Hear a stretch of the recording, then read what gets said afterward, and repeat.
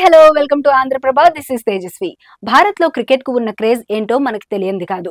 చిన్న నుంచి పెద్ద వరకు, సామాన్యుల నుంచి మేధావుల వరకు అసలు క్రికెట్ గురించి తెలియని వారు లేరంటే అతిశయోక్తి కాదు. అంతగా మన నరాల్లో జీర్ణించుకుపోయింది క్రికెట్. ఆట అంటే క్రికెట్ ఒక్కటే అన్నంతగా మారిపోయింది. క్రికెట్ పుణ్యమా అని సంప్రదాయ ఆటలు అటకెక్కాయి. ప్రపంచంలోనే అత్యంత సంపన్నమైన క్రికెట్ పాలక మండలి బీసీసీఐ. లక్షల కోట్ల ఆదాయం అయినా ప్రభుత్వానికి చెల్లిస్తున్న పన్ను గుండు సున్నా. చట్టం ముసుగులో పన్ను మినహాయింపు పొందుతున్నది బీసీసీఐ.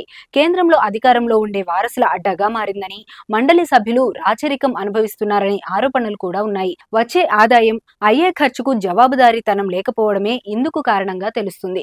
కేంద్రంలో అధికారంలో ఉండే వారి పిల్లలకు రాజకీయంగా ఉపయోగపడుతున్నందునే చట్టాల మార్పుపై కేంద్ర సర్కార్ అంతగా దృష్టి పెట్టడం లేదనే విమర్శలు కూడా ఉన్నాయి.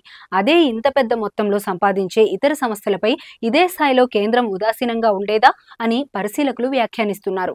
ఆదాయ పన్ను చట్టం 1961 సెక్షన్ 12A అదే చెబుతుంది. వేల కోట్లు సంపాదిస్తున్న సంస్థ చట్టం ముసుగులో పన్ను మినహాయింపు పొందడంపై కడుపు మండిన కొందరు కోర్టులను సైతం ఆశ్రయించారు. అయినా ఫలితం సున్నా. కోర్టులు సైతం దానికే అనుకూలంగా తీర్పునిచ్చాయి.